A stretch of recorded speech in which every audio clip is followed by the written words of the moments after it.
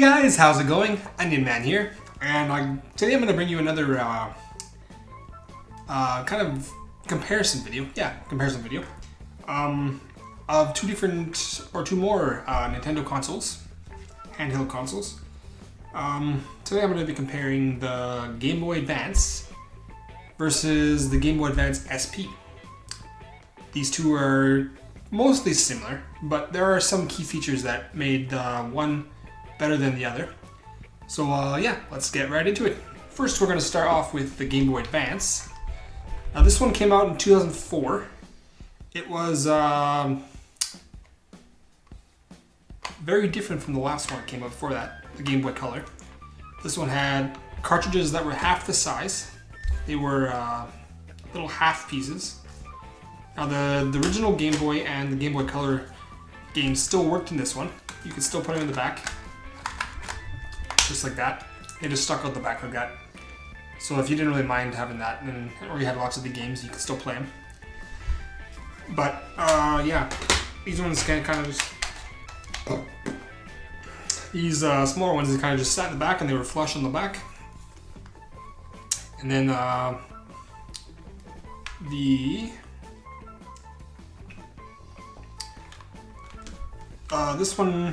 this time, I think the Game Boy Color was up like this, and then you had your screen on top and down below. Whereas this one, they changed it and they flipped it sideways. So you could hold it more lengthwise across, making it more comfortable, so you're not cramming your fingers tight together. As far as the buttons go, they have L button, R button. On the front, you got the D-pad, start and select, A and B. That's all the same as the other last two consoles before that one. They got volume, headphone jack, power. Yeah, this one's battery powered as well with AA batteries. You only need 2 this time though. And what else you got here? There's a spot here for if you wanted to like link two Game Boy Advances together or hook it up to a GameCube as a controller for certain games. You could use this port here and you could plug it into a GameCube or link two Game Boys together. Kind of like what DS download play was, except use a cable for the Game Boy Advance. And let's turn this on. This one, it's not a green screen anymore, so that's good. It's just, you gotta be in good lighting to see it, because it does not have any like backlit stuff like the new DS's and stuff had.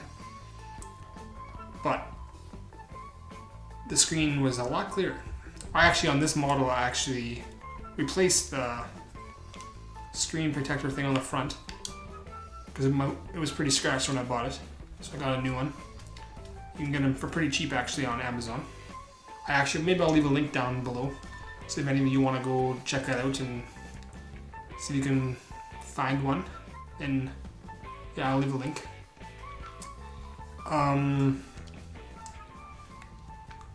That's this one. Then we'll move on to the Game Boy Advance SP.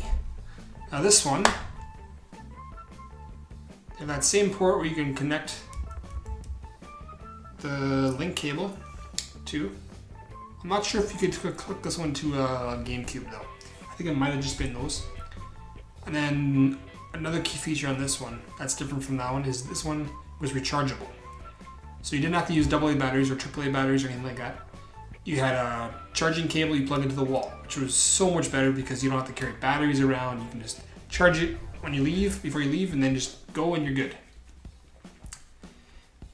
And then if you need to charge later, well then they had car chargers and stuff you could get. So you were set to go. On the back you had the L and R buttons. They're significantly smaller than the other one. They're like a third of the size. But that's okay. And you got the volume on the side, on this side, and the power on the other side.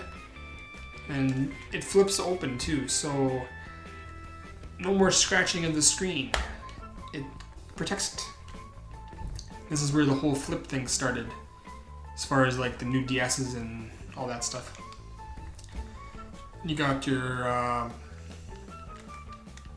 power button, or not power buttons, what am I talking about? Your D-pad, your A and B, start and select, and then right in the middle here, we'll turn this on. Let's grab a game here quickly. This system you can also use Gameboy games and Game Boy Advance games. They just stuck out the bottom, just like that.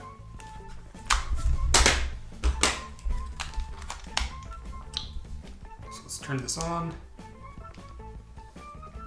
See, it goes on there. And then you can choose with this button in the middle, you could choose to turn the light on or off. And that would save battery as well. Mostly you just want to leave it on because it's just like that. And actually this is the first model I have. They had a second model where you could actually up the brightness once more yet. And those are the ones that are very rare and more expensive. But yeah, that was one of the key features of the Game Boy Advance that made it very different from the original Game Boy Advance.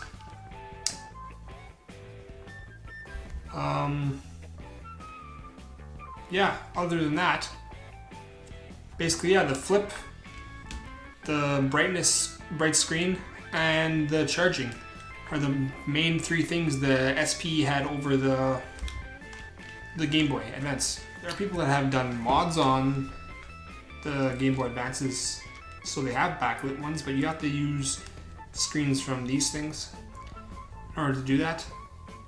But why do that if you have one of these anyways? Just play with this one then.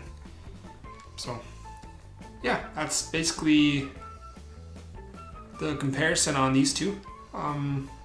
For the most part, they're pretty much the same. The screens are the same size perfectly. Just that this one has a little more features. It's newer. It's a couple years newer. I think this was 2005. This one came out. 5 or 6, one of those two. Then they had two models. So yeah, that is the review or comparison of the Game Boy Advance versus the Game Boy Advance SP. So yeah, hope you guys enjoyed this video. If you did, hit that like button and subscribe. Also hit that bell icon so you'll know when I upload a video, because I upload videos every week. And yeah, I will see you guys soon. Peace.